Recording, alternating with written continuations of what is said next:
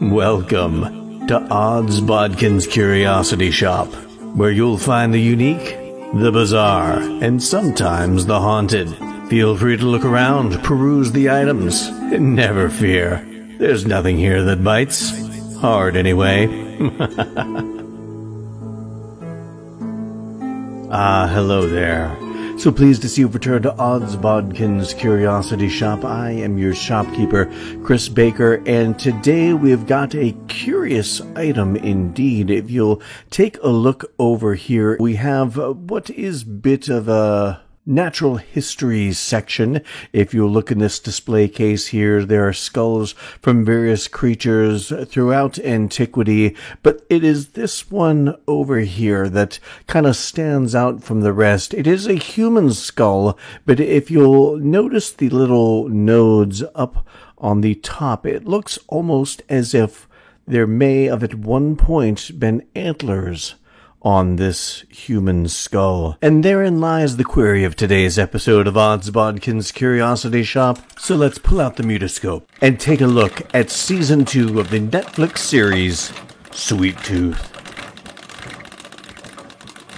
So, Sweet Tooth was a series that I really got into. The first season came out in June of 2021, and I just kind of fell in love with this show. It's shows like Sweet Tooth that really made me decide to start doing this podcast. It's stuff like this that I really wanted to talk about and discuss my opinions and my thoughts on the show and share, my love and passion for things like this. With, this, you've got a great fantasy series.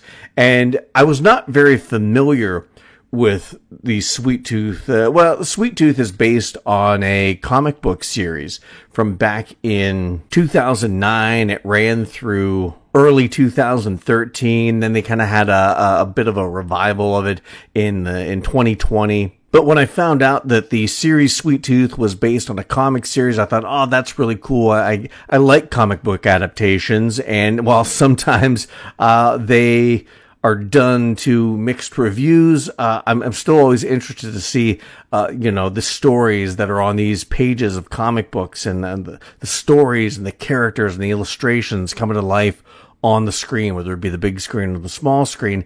So I was really interested to, learn more about the comics, which I haven't. I'm going to read the comic book series, probably do that sometime before season 3, but I wanted to see this show, and I wanted to eventually see how it adhered to the comics, deviated from the comics.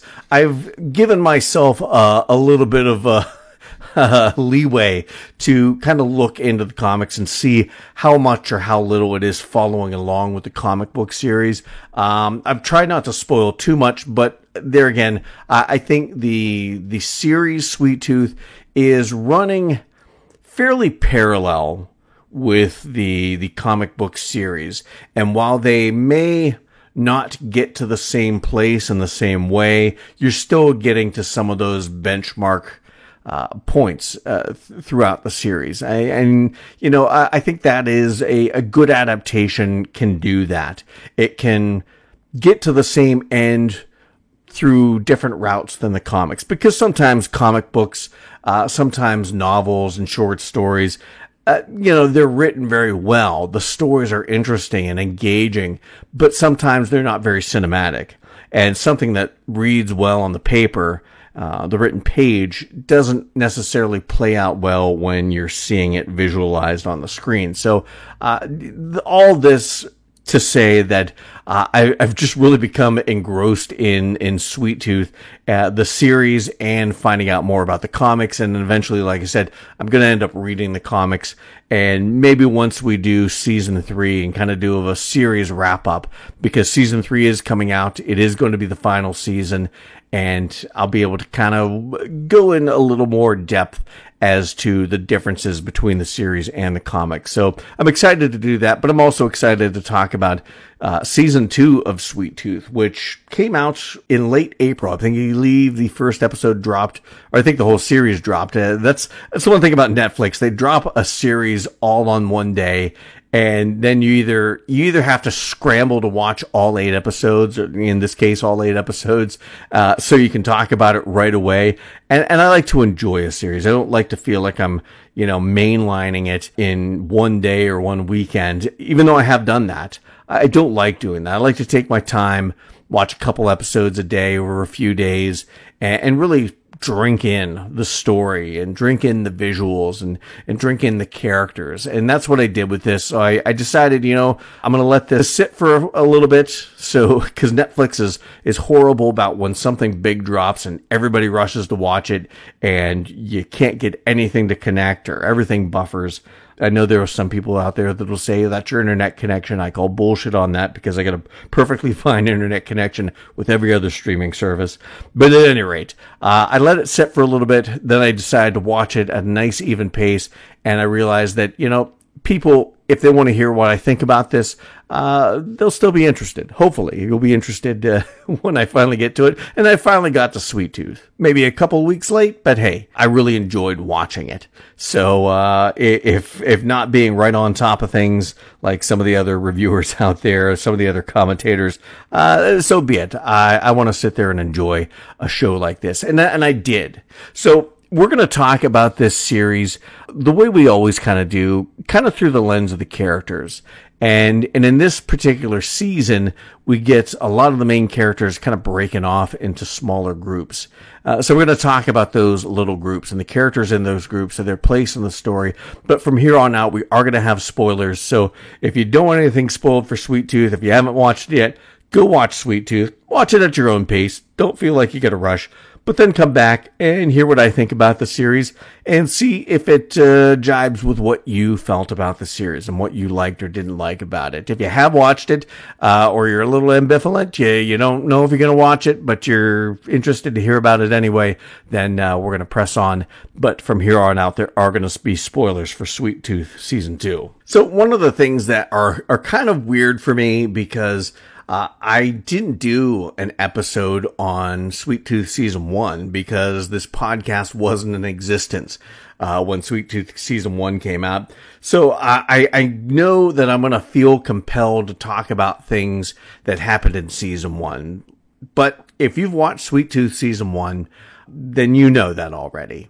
If you haven't, then I suggest you go back and watch Sweet Tooth Season 1, watch Sweet Tooth Season 2, and I don't think you're going to be disappointed because this is such an interesting story. And we will talk about this, just a brief overview, for anyone that, hasn't watched it, but still interested to hear about this, season.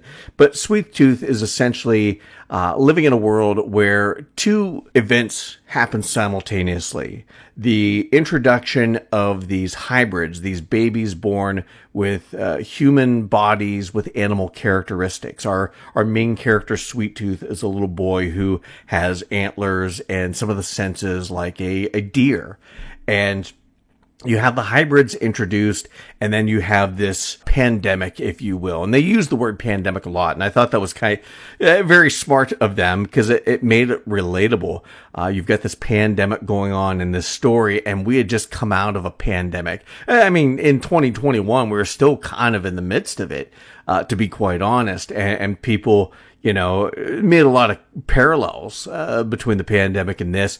They didn't go overboard trying to make it direct parallels, but you saw some of the same things, masks and keeping your distance, isolating and things like that. So it really was relatable to a 2021 audience who knew what it was like to go through a pandemic. Because they were going through it at that time. But you have this pandemic going on with something that's really, I don't know if I think they have like a number name for it, kind of like H1N1, that sort of thing. Oh, yes, it was the H5G9 virus. But colloquially, or in the vernacular of this story, they call it the sick, where people get sick and they die. It's very contagious. I can't remember if they said 98% of the population is wiped out, but one of the telltale signs is your pinky starts to tremble, almost a little Parkinson's-ish. But that is kind of the way, a visual in this story. I don't know if that's directly from the comics or not, but in this story on Netflix, it's a good visual cue as to who is sick and who is not. And where we find ourselves at the beginning of season 2, Gus and Big Man have been separated, and you've kind of got 3 groups for the most part. There's 4 groups, but 2 of these groups are kind of together, so to speak. You've got, of course, Big Man, Tommy Jeopard, who is separated from Gus. Gus and all of the kids in the zoo, all the hybrids in the zoo, have been taken captive by the Last Men. They're kind of like the big group of bad guys, the militant militia type that are trying to run things by force. They've been taken captive in the zoo, along with the zoo. It's just kind of this stronghold now for the Last Men. So you've got Gus, you've got Wendy, you've got all the other little hybrid kids in this zoo, along with Abbott and his men, and also Dr. Singh and his wife. We'll talk about all these characters coming up. I just kind of want to set the scene of where we're at.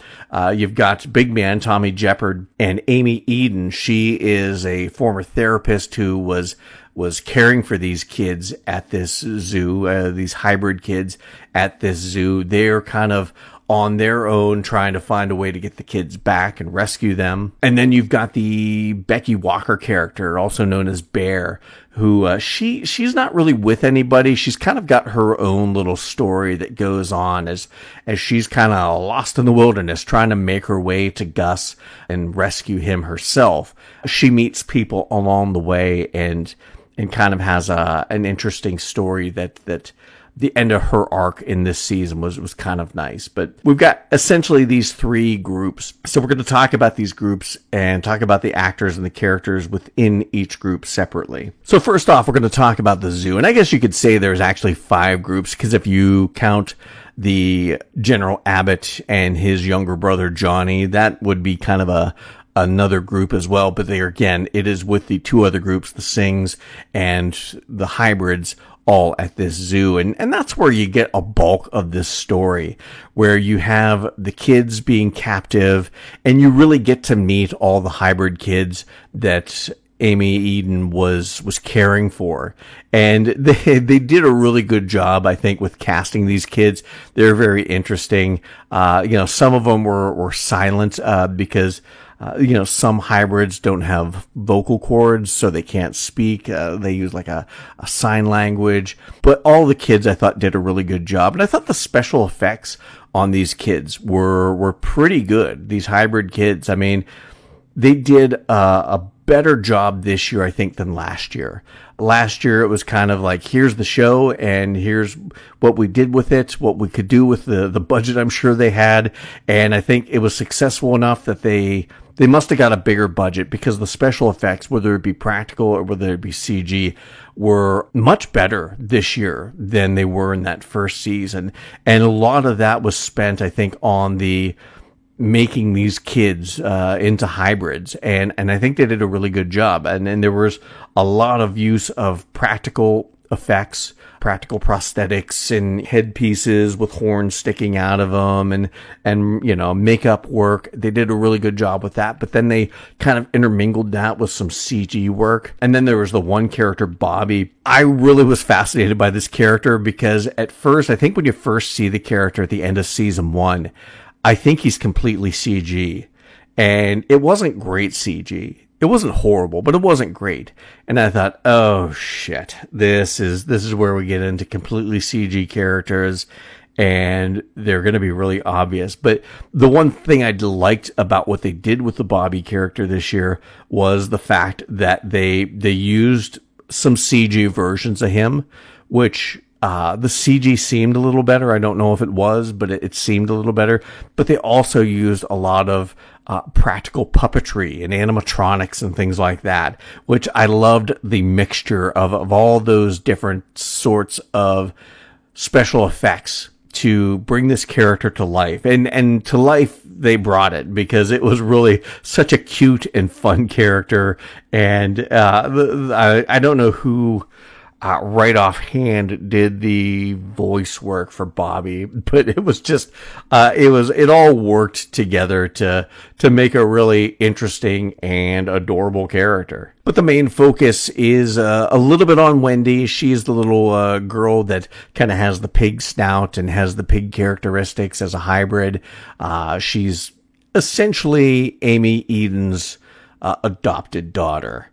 And we got a bit of a reveal late in season 1, that she is I don't know if she's an adopted sister or a foster sister or a half sister, but she is a sister to the Becky character, the bear character.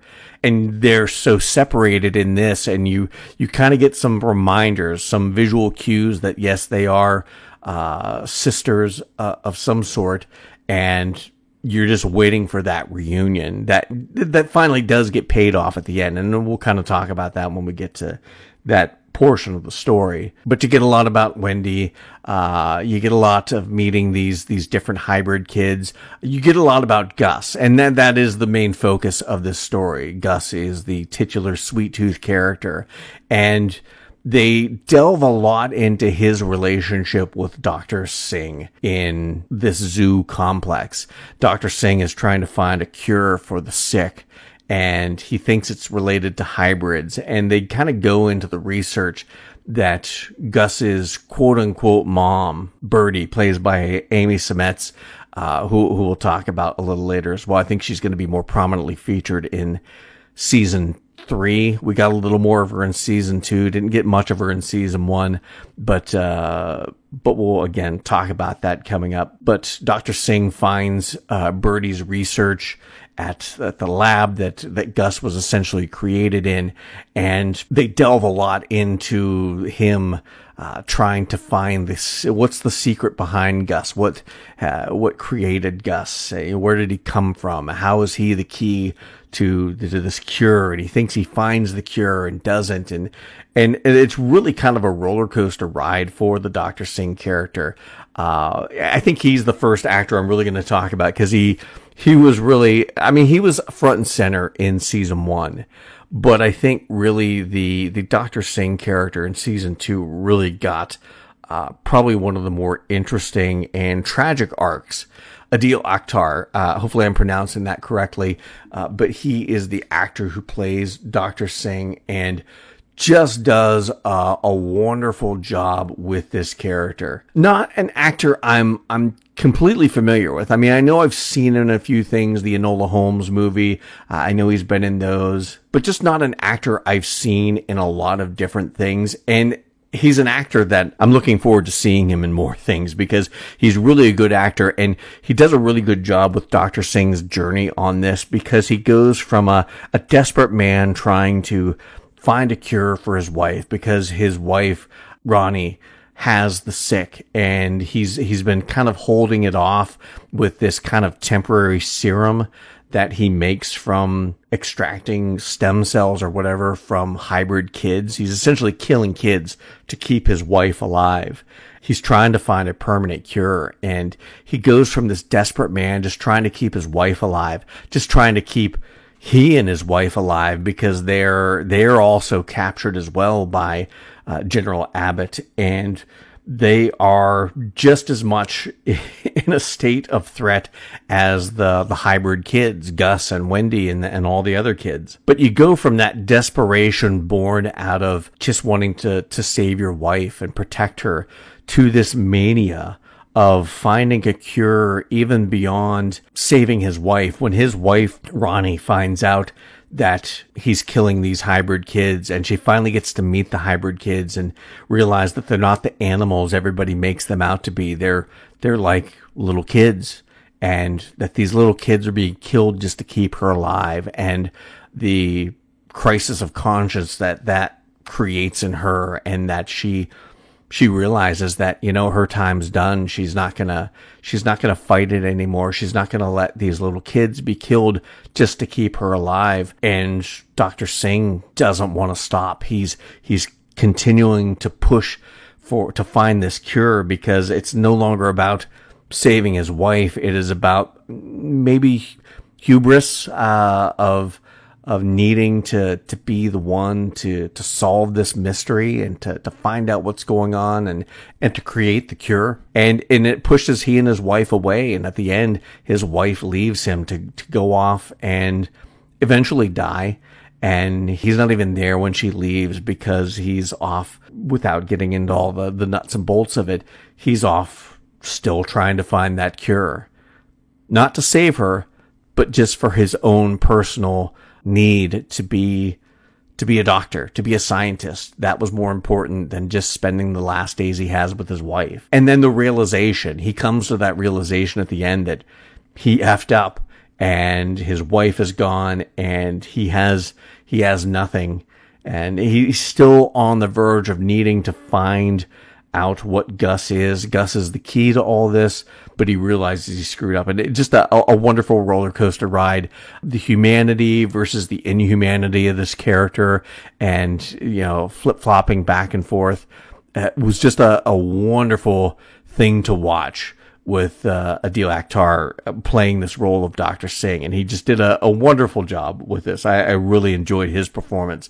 I think it was probably one of the best performances in this series. And that's saying a lot, being a series full of really good performances, including the actress that plays his wife, Rani Singh, Eliza Villani. She is a wonderful actress. I enjoy her because she, again, just has portrays such great humanity in this. From the not wanting to die, just wanting to hold on. And then the realization of what it's taking to keep her alive.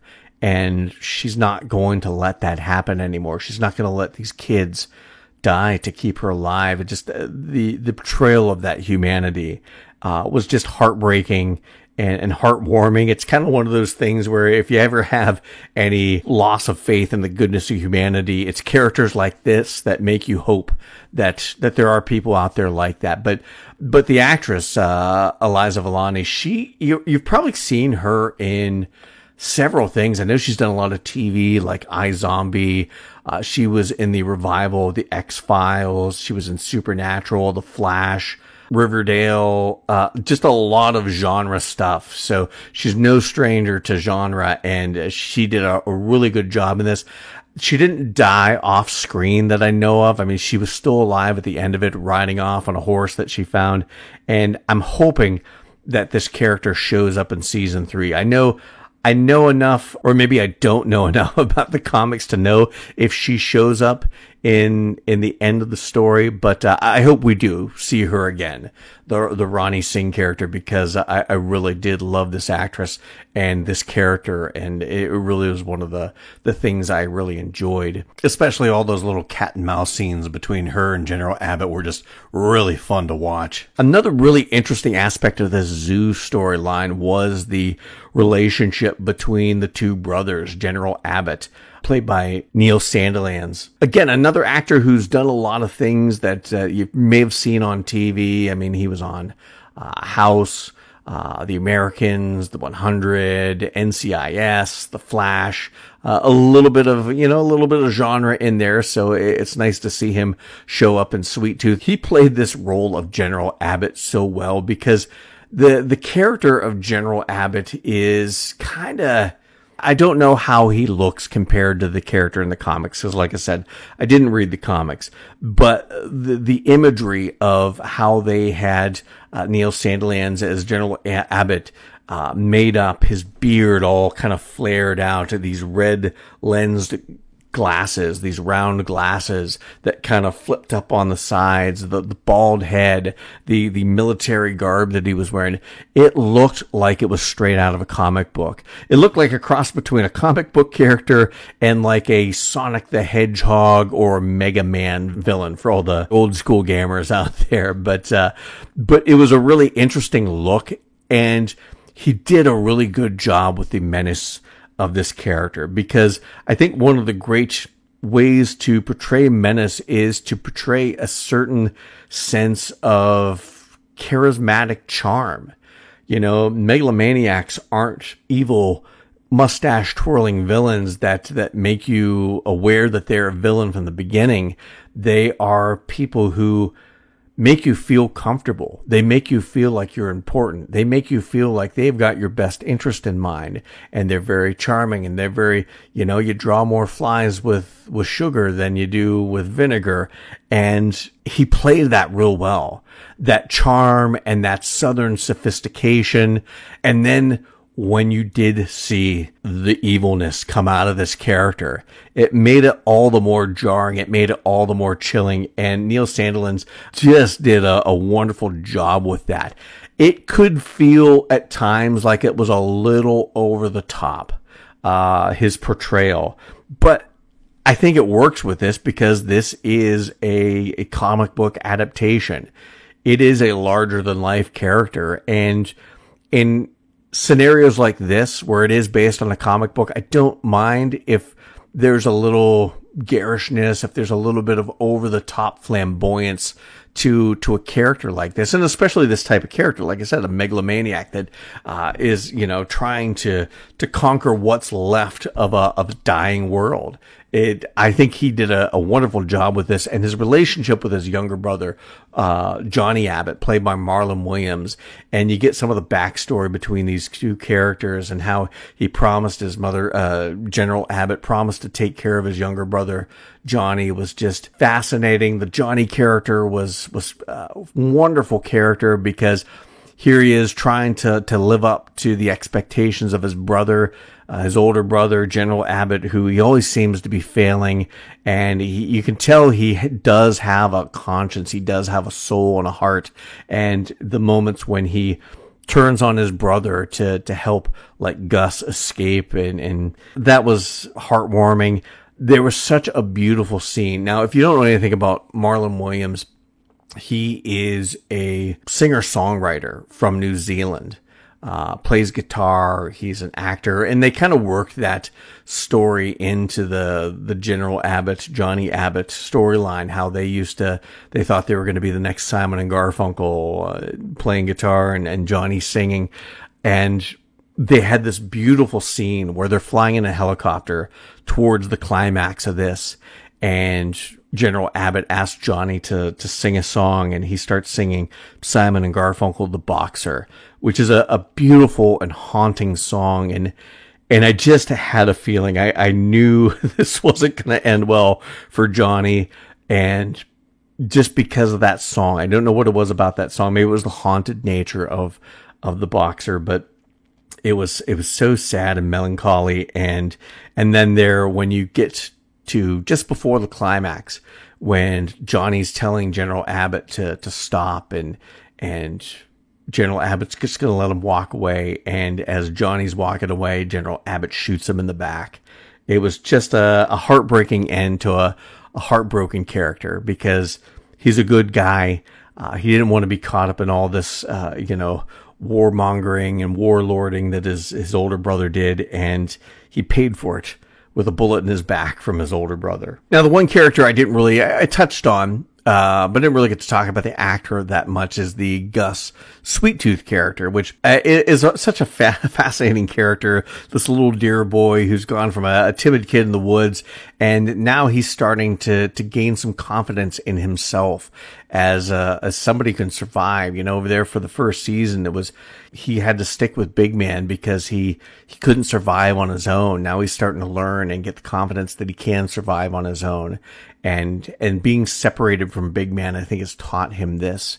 And all of the backstory and, his taking leadership of the hybrids, the hybrid kids, and helping them escape was all wonderful for the character. His involvement with Dr. Singh and trying to discover his backstory. And we get a lot of those dream sequences where he kind of, gets high on those purple flowers, the pollen from that, and kind of has the visions of some of his his youth was all very interesting. And Christian Convery, the young actor who plays him, is just, I really enjoy this. I don't know how they portray Sweet Tooth in the comics, but I really love Christian Convery's portrayal of Sweet Tooth. There's a wide-eyed innocence to him.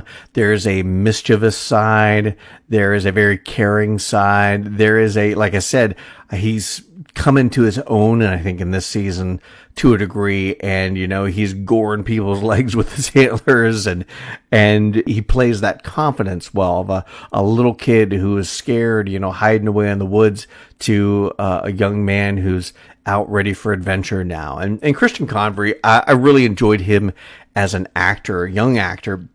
And he's done quite a bit, especially in genre work. He was in Supernatural, Legion, Lucifer. He did a really great job as Henry in the movie Cocaine Bear, which I saw here a few weeks ago.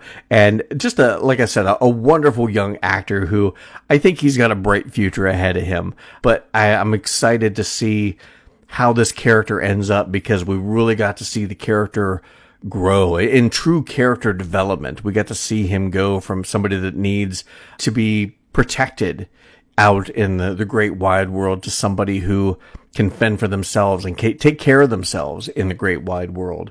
And Christian Convery was integral in bringing this character to life in this way, and did a really good job. I mean, there was a lot of great work with the writing of this character, but Christian Convery, a wonderful job as Sweet Tooth. And again, beyond this series, I'm really excited to see where he goes as an actor. Then, of course, you have the bear character, also known as Becky, played by Stefania LaVie Owen. And again, an actress I know a little bit about. Like, she's been in some things I've really enjoyed. She was Beth in the Krampus movie in 2015. And some other things here and there, but she does a really good job with this character. Of course, Bear was the leader of the animal army, and it kind of gets brought back up in her story in this. She starts out not necessarily on her own. She's kind of left at this house with a woman that kind of has all of Birdie's old scientific notes, and she gets this cassette tape from Birdie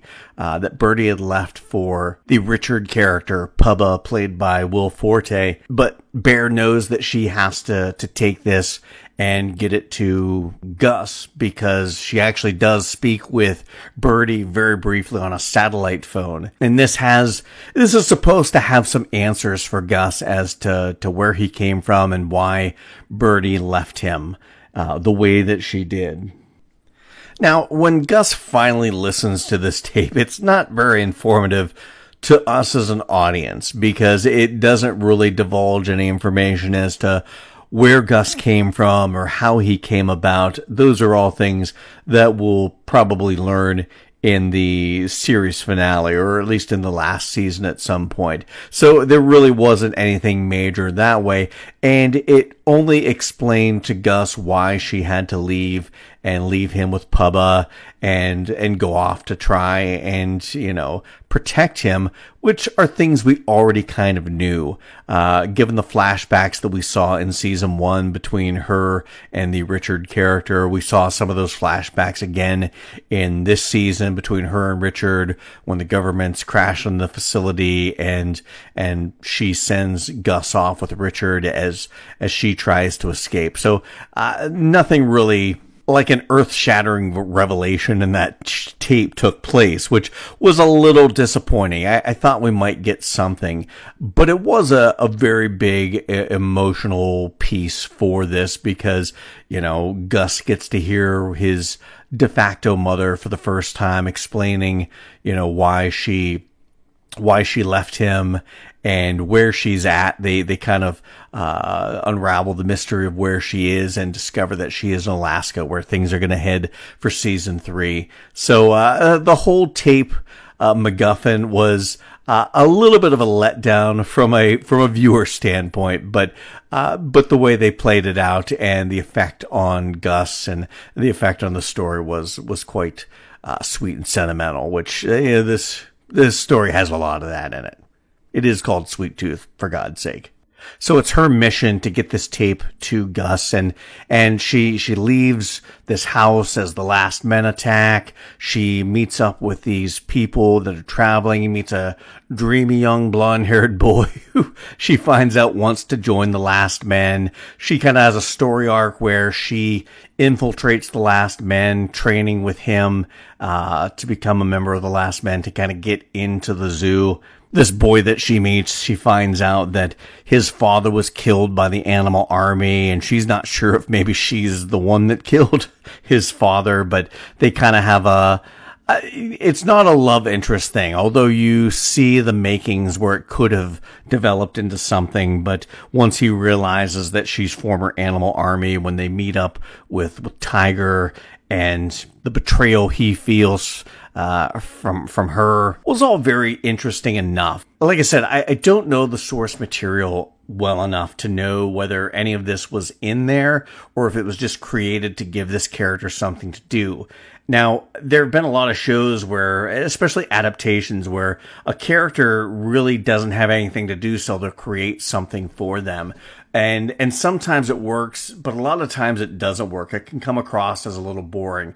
This felt like it may have been just something for this character to do, because it may or may not have gone the way the comic book went. I don't know. Like I said, I haven't read the comics, but whatever it was, if it's from the comic, great.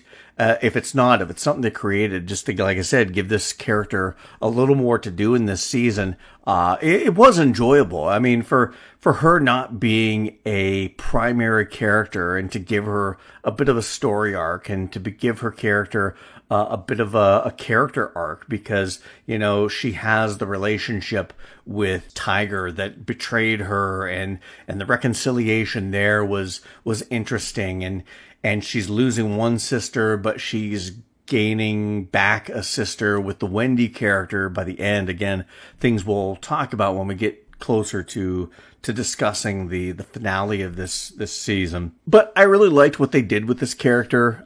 It's interesting enough. I like the actress who plays Becky/Bear.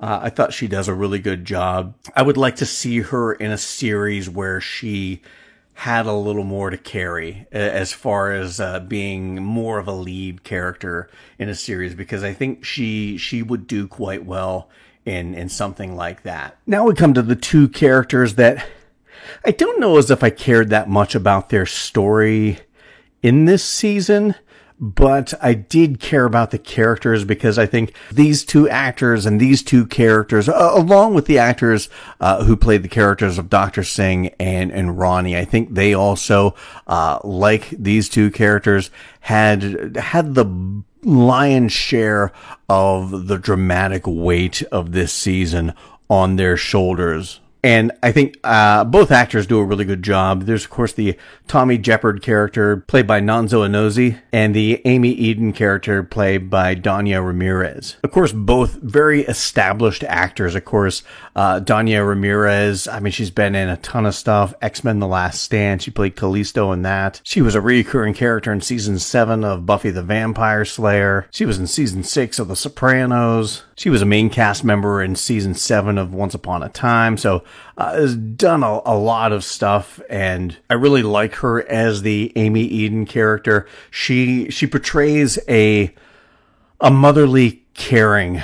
She has that motherly quality about her, that mama bear quality about her, that she's very soft and tender and loving, but stern with her kids. Not stern, maybe that's not but you know, she sets boundaries, and she's a good mother, even though she doesn't have any kids herself. But she's a good adoptive mother to these hybrids that have become her kids, and when they're threatened, you see the mama bear come out, and then when she is kind of separated from her adoptive kids, you see an even more aggressive woman trying to do whatever it takes. Nobody is going to stand in her way of finding her kids and rescuing her kids.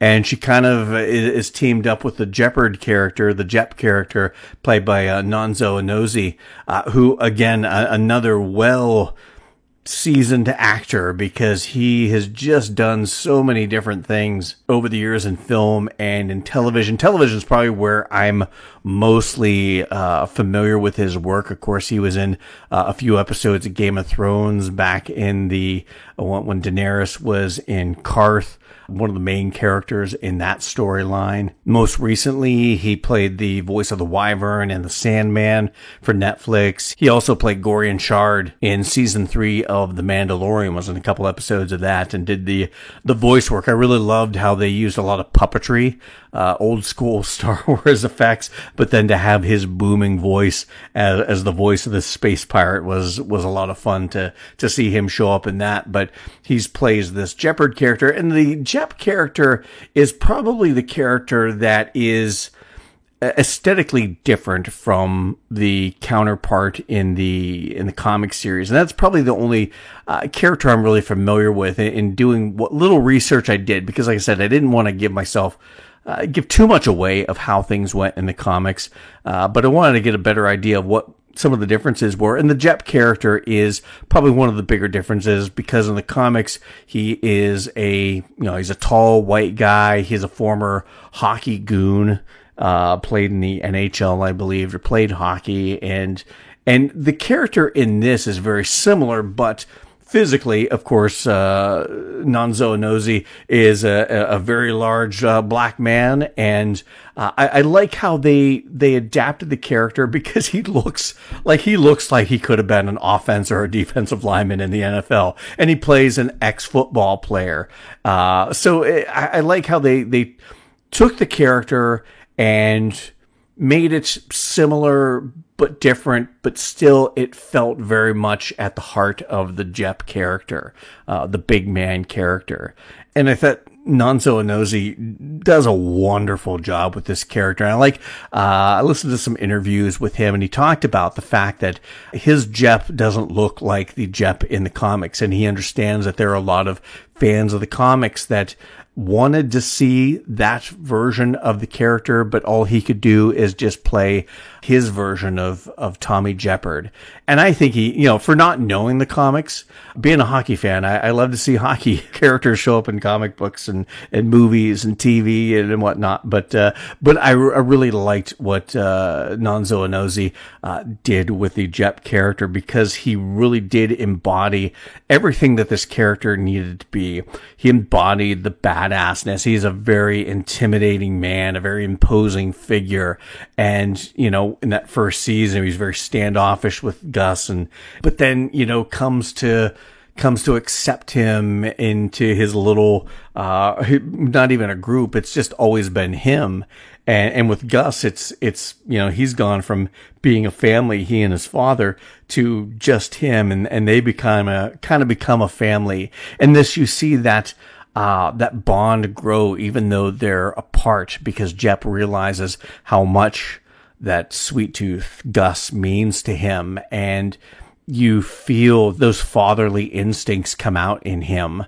And there's a backstory with this character, how his wife and child died, and he never got to be a father, and now he's getting a chance to be a father with Sweet Tooth, and those paternal instincts coming out in him, much like the Amy Eden character has those maternal instincts coming out in her. The paternal instincts are coming out in Tommy Jeopard in this story, and him fighting, doing the same thing that the Amy Eden character is doing, whatever it takes to save his boy. Now, where they differ, the Amy Eden character, she doesn't think Jep is good for Sweet Tooth, because she finds out that he's formerly a last man. There's a bit of a betrayal there, but it all gets kind of washed over very easily at the end when he rescues everybody. But she's wanting to rescue them all. All Jep wants is Sweet Tooth. He doesn't care about anybody else.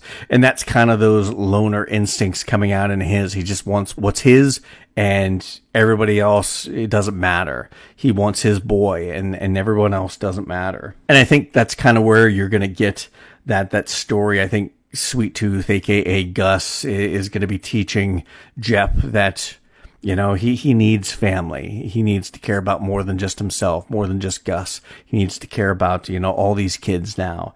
And I like where this story is going to go. I like the characters. I like I said, Nonso Anuzi does a wonderful job because he plays the sternness, he plays the intimidation, but he also, you see the caring in him. You see that fatherly figure come out in his acting, and a really fantastic character and a fantastic portrayal of a character. Even though it's not exactly how it is in the comics, I think he does a wonderful representation of the Tommy Shepard character in this series. But it all comes down to this big climax where you've got Amy Eden and this group of people that I can't remember what their name is, but they have airplanes and they're bombarding the zoo with all this trash and fake, biochemical weapons. Jep gets captured and Gus actually rescues him.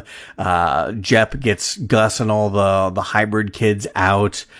They finally meet up with Amy Eden and take off. They, it all kind of ends very conveniently because then that's where they run into Bear, and then they all head to Yellowstone, to where Gus and Pubba used to live, the Will Forte character. And they go back to the cabin and they're going to make a life there, but they find out that General Abbott has found their location and he's coming, not with his full army, just with, a dozen men or so. I suppose in the hubris of this character, he probably felt like he didn't need his whole army to come take out 2 adults and a bunch of kids. But they set that stuff up Home Alone style with all sorts of traps and whatnot. And it was really interesting and I guess it was a believable fight scene where you got the Jep character, you've got Amy Eden, you've got Gus, all kind of taking out these members of the Last Man, and eventually General Abbott taking them all out one by one. And that's it was very smart how they did it. That's how you would have to take out a larger fighting force than yourself. Take them out one at a time, guerrilla warfare style. And then you have that scene at the end where Jep's injured, General Abbott has Gus and this herd of buffalo stampede General Abbott, and then they kind of part like the Red Sea around Gus and leave him unharmed. It made the hairs on your back of your neck stand on end. It gave you goosebumps in how they played that whole scene and the awe and wonder of it all. And they almost made you believe that Gus may have maybe caused that stampede. Like he has some sort of mental, psychic control or ability to speak with the animals. I don't know. They didn't really go into that in depth, but they kind of led you to believe that may have been the case, which all kind of leads into the mystery of Gus, who he is, what he is, where he came from, how he came about. And I have to imagine, again, this is something that is going to be explored a little more once we get into season 3. And then that horrible turn where General Abbott is still quasi-alive and shoots Gus in the back with a crossbow. And you're like, oh my God, what? And of course, I should have known that nothing was going to happen, but they kind of time jump a few weeks and Gus recovers. But it was kind of a WTF moment in this, which there were several WTF moments, I think, in this. I think that was one. Tiger being killed off was kind of I didn't see that coming. In a show where they don't kill off a lot of people, in the middle of a pandemic and a plague, not very many of your main characters are killed off. And she wasn't the main character, but she was big in season 1 for a brief minute when they ran in with the Animal Army and the reconciliation between her and Bear. You maybe should have thought something was up, but I didn't expect them to kill her off. I honestly expected them to go their separate ways and whatnot. The Johnny Abbott character, him getting killed, was kind of a surprise, but it probably shouldn't have been. And it really kind of played into General Abbott being a grade A bastard and one of the worst kinds of evil, a hypocritic evil, because he was scolding Johnny for pointing a gun at his back, but then he turned around and shot Johnny in the back. It was such a Yeah, like I said, a tragic end to a very heartbreaking character. And also another kind of WTF moment. Finding out the Amy Eden character had the sick was a bit of a surprise and a bit of a shock. I wasn't expecting that. And of course, once they did that time jump after Sweet Tooth was shot in the back with the crossbow, they jumped to a funeral scene, and you're almost wondering if it's Sweet Tooth. I'm like, it can't be. There's one more season. But then it turned out that the Amy Eden character had passed away in the time between, that big battle and now. And of course, they're having a funeral for her. And we find out that Sweet Tooth is okay. But having the Amy Eden character contract the sick and killing her character off was a little bit of a surprise. I didn't see that coming. But all this really kind of just sets up the big final conclusion to this series. And season 3 has been greenlit, and it will be the final season for this. And they're kind of going to get into the Alaska storyline, if you know anything about the comics. And that's kind of where this is all headed. We get a lot of flashbacks to find out that the Birdie character, Gus's kind of scientist mom, she is up in Alaska. There's some things going on there with this old boat and this old crew that was exploring. Maybe a giant deer man. I don't know.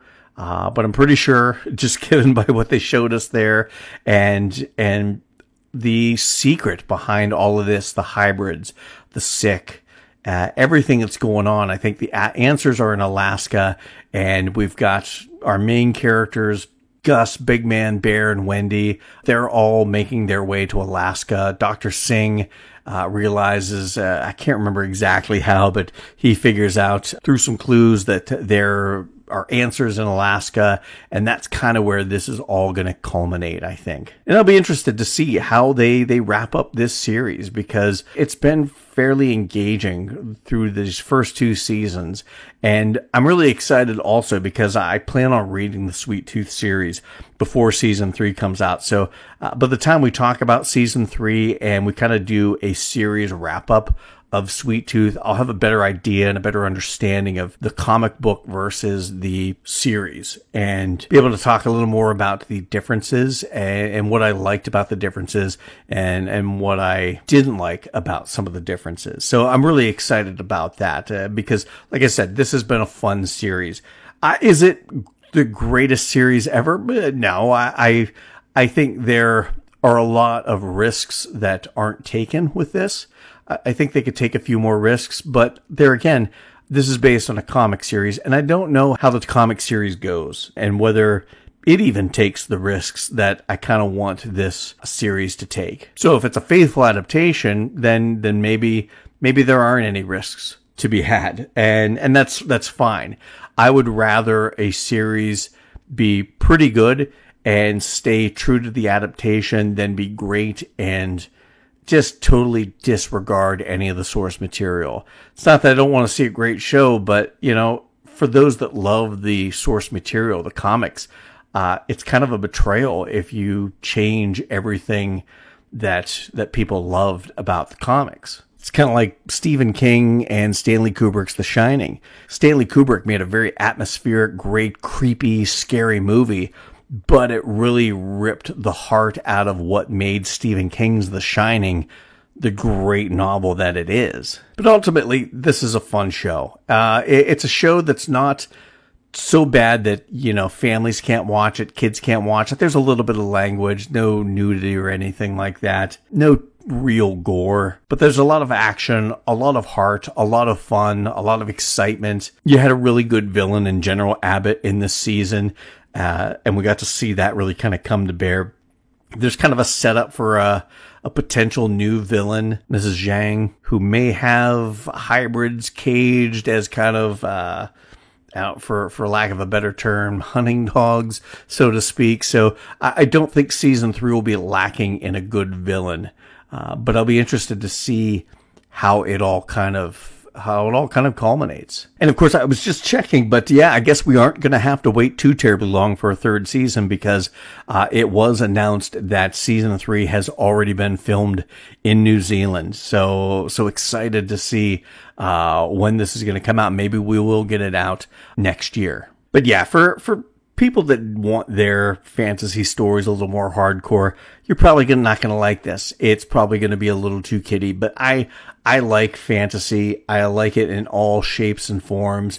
And I like the childlike wonder that a story like this puts on the small screen. And I've enjoyed Sweet Tooth quite a bit, so much so that I'm really excited to read the graphic novel sometime here in the next couple months. So like I said, looking forward to reading that and kind of seeing how it all compares to the 3 seasons we've got of Sweet Tooth. And I really have to tip my hat to Netflix for even letting this series play out, because I don't know what the viewership is like. They're all very secretive over that. But this was a series I was afraid was going to get canned by Netflix, because they will inexplicably just cancel a series for no damn reason at all. So I was really happy to see that this was a story that I'm pretty sure they wanted to tell in 3 seasons, and they're getting the opportunity to finish it out and end this series how they want to. So really excited to see what happens in season 3. Hopefully we won't have to wait too much longer for that, because all in all, it's been a fun ride. It's good storytelling. I think the dialogue is really good. I've enjoyed the characters, which you have to give, part and parcel to the source material, but part and parcel to the story makers in this series and the writers in this series, writing these characters quite well. The actors who just portray these, there's not a bad actor in the bunch. Like I said, the General Abbott character could seem a little over the top, but I think that was this character. And for the most part, all of the characters, all the actors are wonderful. Really love Christian Convery and Nonso Inozie. These two, I think, are the heart and soul of this series. And we didn't get these two together in season 2 like we did in season 1, but we're going to have them back together in season 3. So really excited to see their chemistry, because they've got a great chemistry about them, a father-son, a friend chemistry, and it's really fun to watch. And I think that's probably at the heart of it, what I would best describe this. It's a fun series. Like I said, the acting and the characters, the special effects, I think are really good, and they got better with this second season. I look forward to them being better in the third season, as they have a little more time to fine tune some of those special effects. The locations and the set design is all really good. Beautiful landscapes. New Zealand has such wonderful landscapes, as we saw in like Lord of the Rings, but they also have great studios, and they can mimic just about any place you want there. And the sets and the scenery are all fantastic. And I really like the music. Jeff Grace does the music in this, and I think the original scores are very good. They really set a great tone. There's a lot of really good needle drops, everything from folk style music to various types, and just everything they do and they've put into this is top quality. And I have to imagine that is probably part and parcel to Robert Downey Jr. and his wife are some of the executive producers on this. And you have to imagine if they wanted to get behind this story, that they wanted to make sure that everything was put in place for this story to come to life on the screen and be done right. And I think they are. Like I said, I don't know the source material as well as I would like. And I'm going to rectify that here before season 3 comes out. But as far as what I've watched on the screen, it's just been a really fun ride to watch this story play out. And the effects have been great. The story has been great. The acting has been great. And really, it's going to be sad to see this story end. But I'm glad we are going to get to see an ending in season 3. So hopefully you enjoyed Sweet Tooth Season 2 as much as I did, and looking forward to Season 3. I want to thank everyone for listening to my thoughts on Sweet Tooth Season 2. You can find out more about what's going on with Odds Bodkin's Curiosity Shop on our Facebook page. We're always posting trailers and to TV and movies. We're also posting articles that I find all over the internet about the horror, fantasy, and science fiction you love, trying to add my 2 cents, what I think about what we're posting about, as well as you can check us out on Instagram for everything that's going on with Odds Bodkin's Curiosity Shop, this podcast that you're listening to. And no matter where you're listening to this podcast, please subscribe to it, follow it, like it, whatever you got to do. Share it with anyone that you know that loves horror, fantasy, and science fiction. Get the word out. That's why I do this. Help us build those numbers up. And no matter what you do, please leave a review. 5 stars will be awesome, but whatever review you leave, we do appreciate that. So until next time. Thank you for visiting Odds Bodkin's Curiosity Shop. We hope that you found something to your liking and visit the shop again soon. But even though you may come back, you never really get to leave Odds Bodkin's Curiosity Shop. Ha ha ha ha ha ha.